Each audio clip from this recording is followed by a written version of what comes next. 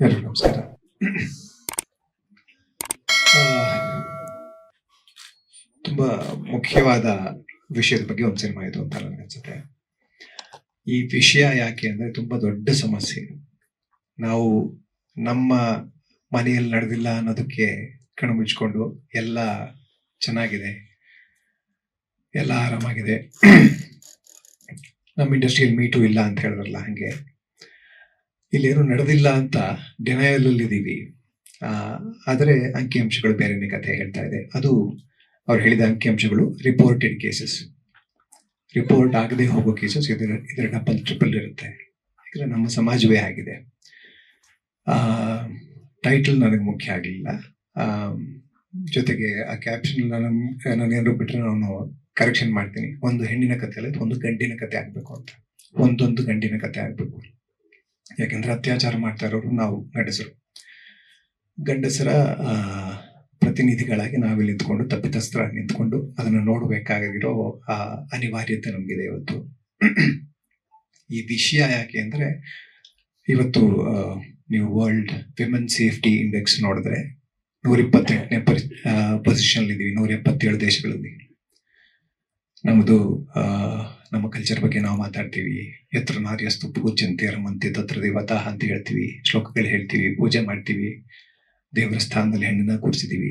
ಆದರೂ 128ನೇ ಪೊಸಿಷನ್ ಇದ್ದೀವಿ. ಸಾವಿರಾರು ರೇಪ್ಗಳು ನಡೀತಾ ಇವೆ. ಅದು ರಿಪೋರ್ಟೆಡ್ ಅನ್ರಿಪೋರ್ಟೆಡ್ ಬೇಕಾದಷ್ಟು. ಇವತ್ತಿಗೂ ಎಷ್ಟೊಂದು ವಿಡಿಯೋ, ಮಣಿಪುರದಲ್ಲಂತ ನಡೆದಂತ ವಿಡಿಯೋ ತೆಗೆದು ಅದನ್ನ ಪ್ರಚಾರ ಮಾಡಿದಂತ ಪ್ರಕರಣಗಳು, ಹೀಗೆ ಸಾವಿರಾರು. ಸೊ ನಮ್ಮ ಮನೇಲಿ ನಡೆದಿಲ್ಲ ಅನ್ನೋದಕ್ಕೆ ನಾವು ಆರಾಮಾಗಿದ್ದೀವಿ, ಅದು ಕೂತ್ಕೊಂಡಿದ್ದೀವಿ, ಇಲ್ಲಿ ನಗ್ತೀವಿ, ಮಾತಾಡ್ತೀವಿ, ಎಲ್ಲ ಆಗ್ತೀವಿ. ಯಾರ್ದಾರು ಮನೇಲಿ ಇದು ನಡೆದ್ರೆ ನಗೋಕ್ಕಾಗತ್ತಾ? ಆ ಮನೆಗಳ ಪರಿಸ್ಥಿತಿ ನೋಡಿ, ಆ ಅಪ್ಪ ಅಮ್ಮದಿರ ಪರಿಸ್ಥಿತಿ ನೋಡಿ, ಅವರ ಅಣ್ಣ ತಮ್ಮದಿರ, ಅಕ್ಕ ತಂಗಿಯರ, ಅವರ ಸಂಬಂಧಿಕರ ಪರಿಸ್ಥಿತಿ ನೋಡಿ. ಸೊ ಹಾಗಾಗಿ ಈ ವಿಷಯದ ಬಗ್ಗೆ ಈ ವಿಷಯ ದಾಖಲಾಗಬೇಕು. ಅದನ್ನ ಸಿನಿಮಾದಂತಹ ಪವರ್ಫುಲ್ ಮೀಡಿಯಂ ಮೂಲಕ ಹೇಳಬೇಕು ಅಂತ ನನಗೆ ಅನ್ಸುತ್ತೆ. ಸೊ ಹಾಗಾಗಿ ಸಿನಿಮಾ ಆಗೋದು ಈ ವಿಷಯ ಅನಿವಾರ್ಯತೆ, ಅಗತ್ಯ, ಅನಿವಾರ್ಯ, ಅಗತ್ಯ ನಮಗೆ. ನಾವು ನಮ್ಮ ದೇಶ ಅಂತ ಇಟ್ಕೊಳ್ಳೋಣ. ಸದ್ಯಕ್ಕೆ ಪ್ರಪಂಚದಲ್ಲಿ ಎಲ್ಲೆಡೆ ಇದೇ ತರದ ಪರಿಸ್ಥಿತಿನೇ ಇದೆ.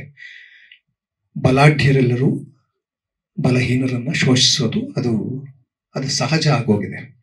ಇವತ್ತೆಲ್ಲೇ ಹೋದ್ರು ಬಹುಜನರು ಅಂದ್ರೆ ಬಹುಸಂಖ್ಯಾತರು ಅಂತ ಹೇಳೋದು, ಬಹುಸಂಖ್ಯಾತರು ಅಲ್ಪಸಂಖ್ಯಾತರನ್ನ ಮೇಲೆ ದಬ್ಬಾಳಿಕೆ ಮಾಡೋದು, ಬಲಾಢ್ಯರು ಬಲಹೀನರ ಮೇಲೆ ದಬ್ಬಾಳಿಕೆ ಮಾಡೋದು ಅದು ಸಹಜ ಅನ್ನೋ ಮಟ್ಟಿಗೆ ಒಪ್ಪಿತವಾಗೋಗಿದೆ ಈ ಸಮಾಜದಲ್ಲಿ. ಅದನ್ನ ಪ್ರಶ್ನೆ ಮಾಡಬೇಕು.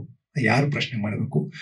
ಈ ತರದ ಕಲಾ ಮಾಧ್ಯಮಗಳು ಪ್ರಶ್ನೆ ಮಾಡಬೇಕು. ನಾನು ಅವಾಗವಾಗ ಹೇಳ್ತಾ ಇರ್ತೀನಿ, ಜನಪರವಲ್ಲದ ಕಲೆ ಅರ್ಥಪೂರ್ಣವಲ್ಲ, ಸಂಪೂರ್ಣವಲ್ಲ ಅಂತ. ಜನರ ಪರವಾಗಿ ನಿಂತ್ಕೋಬೇಕು ಕಲಾ ಮಾಧ್ಯಮಗಳು. ಜನರ ಪ್ರಶ್ನೆಯನ್ನು ಎತ್ತಬೇಕು, ಜನರ ಸಮಸ್ಯೆಗಳನ್ನ ದಾಖಲು ಮಾಡಬೇಕು. ಅದು ಇನ್ನು 100 ವರ್ಷ 1000 ವರ್ಷ ನಮ್ಮ ನೆನಪಾಗಿ ಉಳ್ಕೋಬೇಕು. ನಮ್ಮ ಇತಿಹಾಸದಲ್ಲಿ ನಾವು ಮಾಡಿದ ತಪ್ಪುಗಳನ್ನ ತಿದ್ದುಕೊಳ್ಳೋದಕ್ಕೆ ಒಂದು ಪಾಠ ಆಗಬೇಕು. ಸೊ ಸಿನಿಮಾ ಮೂಲಕ ಬರೋದು ತುಂಬಾ ಮುಖ್ಯ ಆಗುತ್ತೆ ಅಂತ ನನಗನ್ಸುತ್ತೆ. ಹಾಗಾಗಿ ಈ ವಿಷಯದ ಬಗ್ಗೆ ಸುಮಾರು ಸಿನಿಮಾಗಳಾಗಿವೆ, ಎಷ್ಟು ಮಾಡಿದ್ರೂ ಸಾಲದು, ಬದಲಾವಣೆ ಏನೂ ಆಗಿಲ್ವಲ್ಲ. ಸೊ ಬದಲಾವಣೆ ತರುವಂತ ಮಾಧ್ಯಮ ಸಿನಿಮಾ. ಸೊ ಈ ತರದ ಮಾಧ್ಯಮವನ್ನು ಬಳಸಿ ಈ ವಿಷಯವನ್ನ ಮಾತಾಡ್ಲೇಬೇಕಾದ್ದು ಅನಿವಾರ್ಯತೆ. ಅದು ಯಾವುದೇ ಕೇಸ್ ಆಗಿರ್ಬೋದು. ಒಂದು ಕೇಸಿನ ಬಗ್ಗೆ ಅಂತಲ್ಲ ಇದು. ಅದು ಇವತ್ತು ಸುದ್ದಿಯಲ್ಲಿರೋ ಕಾರಣಕ್ಕೆ ಅದನ್ನ ಬಳಸಿದ್ದಾರೆ ಅಂತನೂ ಅಲ್ಲ. ಯಾಕಂದ್ರೆ ನಿರ್ಭಯ ಅಂತ ಇಟ್ಕೊಂಡ್ರು ಆಗುತ್ತೆ, ಯಾವುದೇ ಇಟ್ಕೊಂಡ್ರು ಆಗುತ್ತೆ. ನಮ್ಗೆ ಇಲ್ಲಿ ಈ ಸಮಸ್ಯೆ ಮುಖ್ಯ ಆಗ್ಬೇಕಾಗತ್ತೆ. ಯಾಕಂದ್ರೆ ಆ ಮಕ್ಕಳು ಯಾರದ್ದೋ ಅಕ್ಕ, ತಂಗಿ, ಮಗಳು, ತಾಯಿ, ಏನ್ ಬೇಕಾದ್ರೂ ಆಗಿರ್ಬೋದು.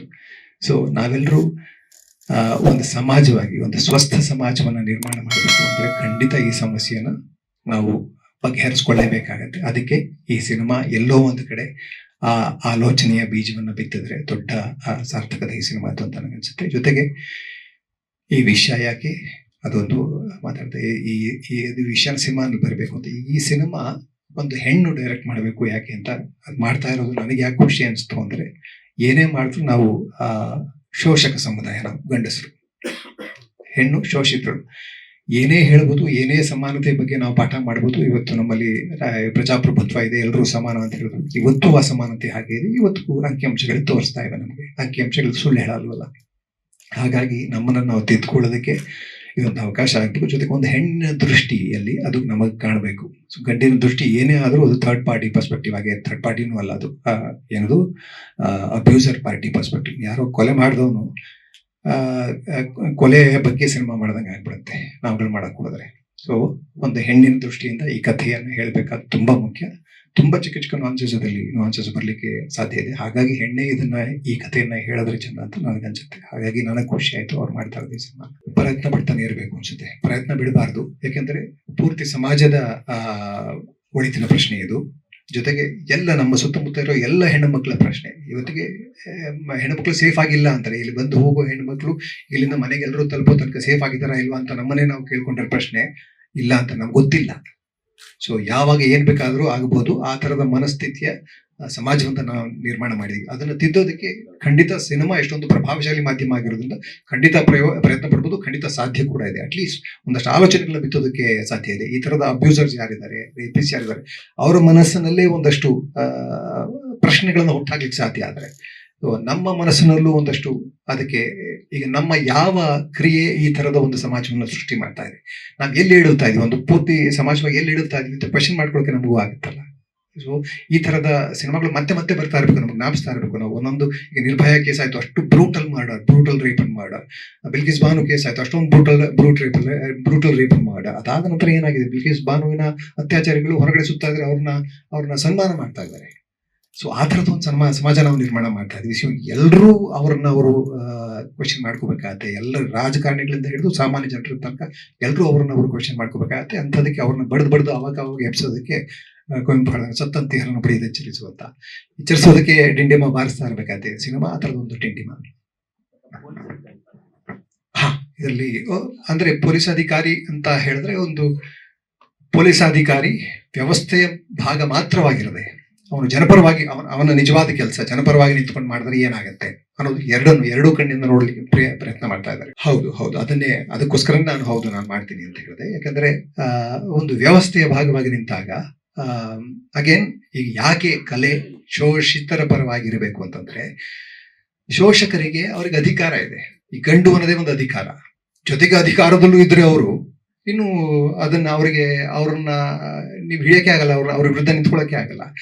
ಸೊ ಜನ ನಿಲ್ಲಬೇಕಾಗಿತ್ತು, ಧ್ವನಿ ಎತ್ತಬೇಕಾಗಿತ್ತು ಶೋಷಿತರ ಪರವಾಗಿ, ಕಲೆ ನಿಲ್ಲಬೇಕಾಗಿತ್ತು ಶೋಷಿತರ ಪರವಾಗಿ, ಬಲಹೀನರ ಪರವಾಗಿ. ಸೊ ಇಲ್ಲಿ ಬಲಹೀನರು ಅಂದ್ರೆ ಒಂದು ಹೆಣ್ಣು ಬಲಹೀನಿ ಅಂತಲ್ಲ, ಬಟ್ ನೇಚರ್ನಲ್ಲೇ ಕೆಲವು ವಿಷಯಗಳಿದೆ. ಇಲ್ಲಿ ಯಾಕೆ ಗಂಡಸರ ರೇಪ್ ಆಗಲ್ಲ, ಆದ್ರೂ ತುಂಬಾ ಕಡಿಮೆ. ಯಾಕೆ ಹೆಣ್ಣು ಮಕ್ಕಳನ್ನೇ ರೇಪ್ ಆಗ್ತಾ ಇದೆ? ಸೊ ಇಲ್ಲೆಲ್ಲ ನಾವು ಎಲ್ಲವನ್ನೂ ಪ್ರಶ್ನೆ ಮಾಡ್ಕೋಬೇಕು.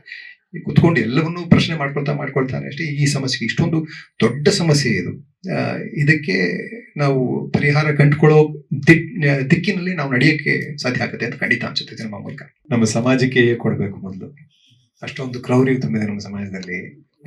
ನಾವು ಸಿನಿಮಾಗಳನ್ನ ಸೆನ್ಸರ್ ಮಾಡಬೇಕು ಅಂತೀವಿ, ಸಮಾಜವನ್ನು ಸೆನ್ಸರ್ ಮಾಡ್ತಾ ಇಲ್ಲ. ಸಮಾಜವನ್ನು ಸೆನ್ಸರ್ ಮಾಡೋ ಕೆಲಸ ಆಗ್ಬೇಕನ್ಸುತ್ತೆ ನನಗೆ. ನಿಜವಾಗ ನೀವು ಕೇಳಿದ್ದು ತುಂಬಾ ಒಳ್ಳೆ ಪ್ರಶ್ನೆ, ಹಂಗಾಗಿ ಯೋಚನೆ ಮಾಡಕ್ ಸಾಧ್ಯ ಆಯ್ತು ನನಗೆ ನೀವು ಕೇಳಿದ್ದಕ್ಕೆ. ಅದು ಸೆನ್ಸಾರ್ ಮಂಡಳಿಗೆ ಬಿಟ್ಟಿತ್ತು ಅನ್ಸುತ್ತೆ. ಈಗ ಹೇಳಬೇಕಾದಂತ ವಿಷಯ ಹೇಳೋ ತರ ಹೇಳಿದ್ದಾರೆ ಅಂತಂದ್ರೆ ಅದು ಯಾವ ಸರ್ಟಿಫಿಕೇಟ್ ಕೊಟ್ಟರು ಅದು ಮ್ಯಾಟರ್ ಆಗಲ್ಲ ಅಂತ ಅನ್ಸುತ್ತೆ.